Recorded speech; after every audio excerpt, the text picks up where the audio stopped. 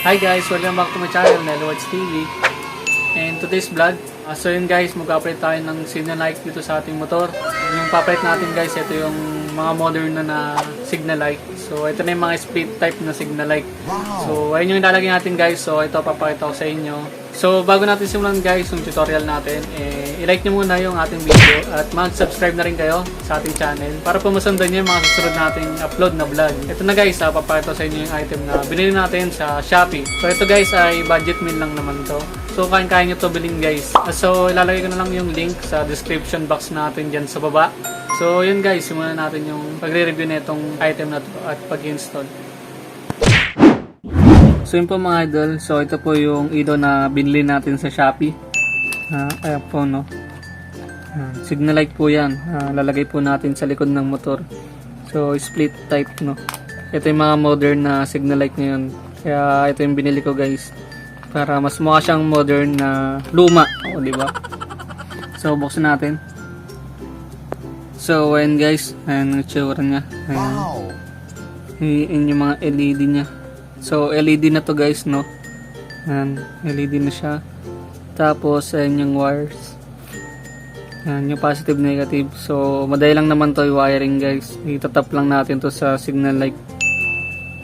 Ayan, tapos ito yung tornilyo nya. Ayan. Ayan guys, madali lang naman to i-install. Ayan lang, magbubutas lang kayo tapos itutusok nyo lang naman to. Tapos lagyan nyo yung tornilyo. Ayan. So mas maganda may washer. Tapos na-testing ko na rin pala yung ilaw na ito guys. Ayan. So guys, hindi siya ganun kaliwanag pero tignan natin no, check natin sa umaga kung visible pa rin tong ilaw na to.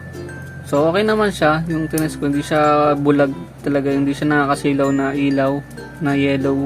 Saktuhan lang siya guys pero check natin sa umaga kung ano, nakikita pa rin tong signal light na to no. Tapos yung ilaw natin sa signal light sa motor guys, pag-iisipan ko muna kung tatanggalin ko siya. Depende kasi sa ilaw na ito guys kung gaano siya kaliwanag eh. Pero kung maliwanag naman to at kita sa umaga, siguro di ko na rin tatanggalin yung ilaw ng signal light natin dun sa tail light natin no, sa likod ng motor. So ayun guys, i-install na natin to ngayon. Let's go! So ayan mga idol, lalagay na natin to no. Install natin. So bala ko sana dito. Ayun o. Kaso nakadapingi siya no, pag dito eh. Nakapa-sharp siyang ganun. Kaya gaganon. So dito na lang pantay no. Tsaka okay naman tignan. Dito kabilaan. Okay na siguro dito mga idol no. So yun, butasan na natin to. Dito.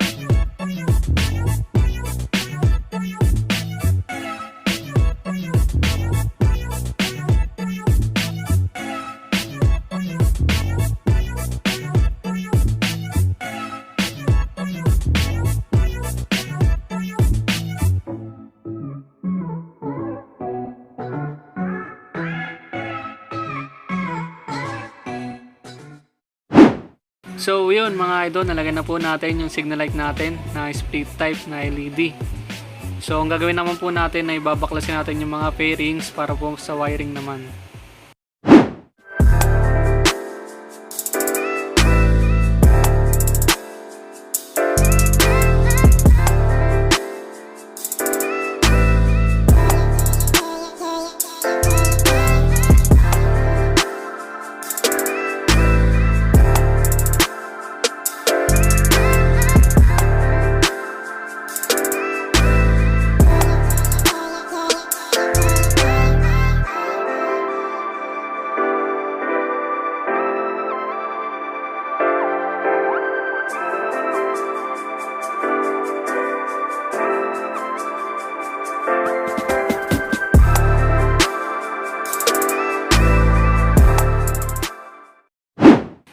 So yun mga idol, nabaklas na po natin yung ating mga pairings.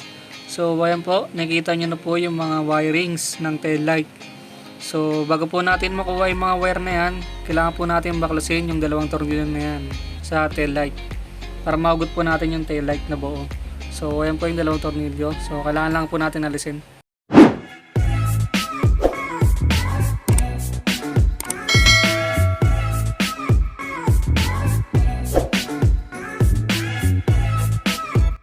So ayan na po guys, nabaklas na po natin yung ating tail light. At tinanggal ko na rin yung mga ilaw doon sa tail light natin mismo.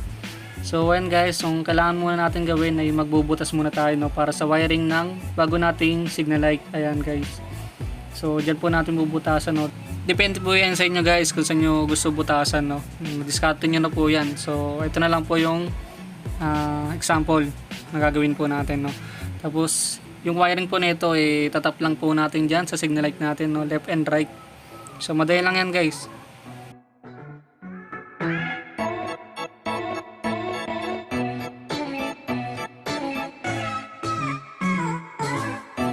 So yun guys, nabutasan na po natin. O, ayun na po yung tsura nya. So lulusot lang po natin dyan para mas malinis po tignan yung ating mga wirings. So sa kabila rin na yan po, may butas na rin po. So lulusot na lang po natin yung mga wirings dyan.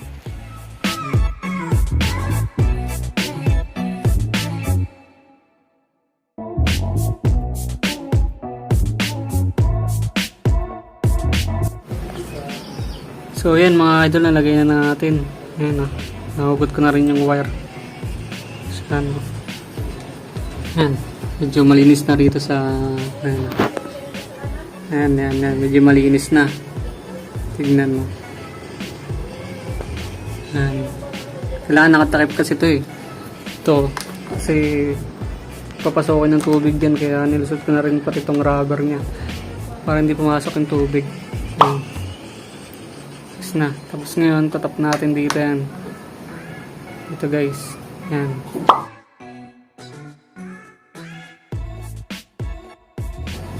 Positive, negative. So itong green, negative yan. Yung may kulay, yun yung positive.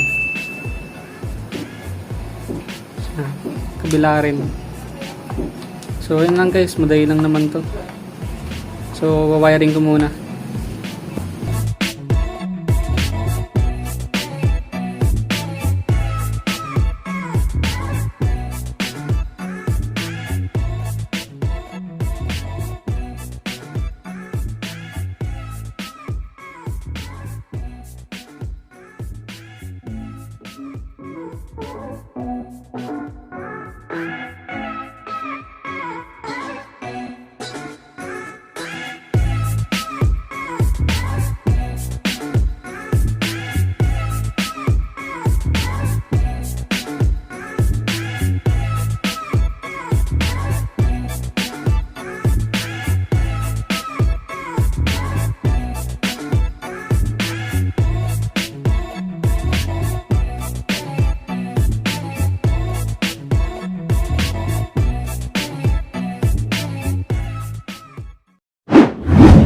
So yun mga idol, tapos na natin gawin. Ayan, wiring na natin, no. So tinanggal ko na yung signal light natin kasi ito na yung gagamitin natin signal light. Ayan, para mas tipid din sa kuryente. LED na. So testing natin guys. Hazard.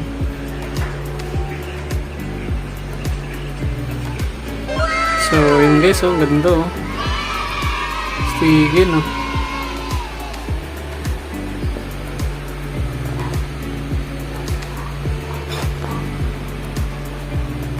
Angas. Modern na tayo guys. Di na mukhang Rusi. So testing natin left and right. Buti hindi siya nag-appear blinking kahit wala yung bulb. Hindi siya yung mabilis na blink. Okay na okay. Testing natin left and right.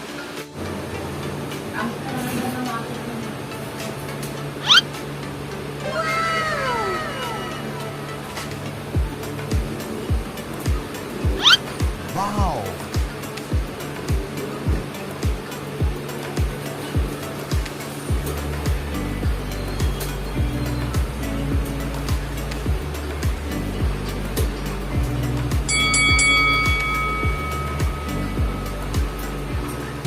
Ayos, ganda guys. So babalik na natin yung mga panel. Yan. So okay na yung wiring natin dyan. Yun lang, ganun lang kadali yung wiring yan guys. Magtatap lang kayo. So ibabalikan na muna yung mga pairings. Titingnan natin kung ano, babagay nga ba. So ayun guys, lagyan natin mga pairings. Testing natin mag-hazard. Ayan, hazard.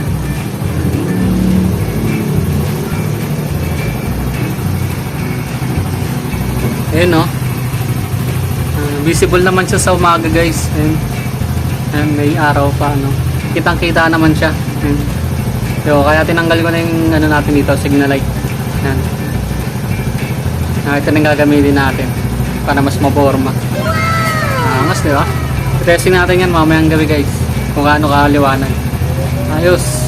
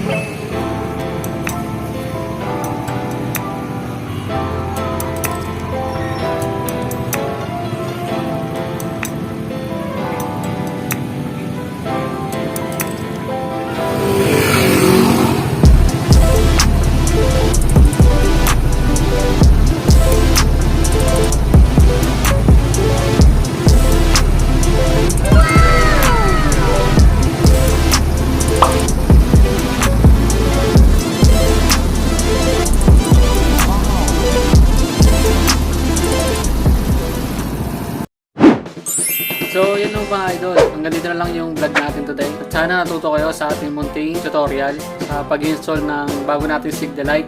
So kung nagustuhan nyo guys, yung item ay nasa description lang naman. Yan, check nyo na lang dyan. Kung balak nyo na mag-install ng mga ganyang Signalite, sundan nyo na lang tong tutorial natin. So ayun guys, huwag sana kalimutan mag-like, share, and subscribe dito sa channel natin sa Nellywerkz TV. Thank you!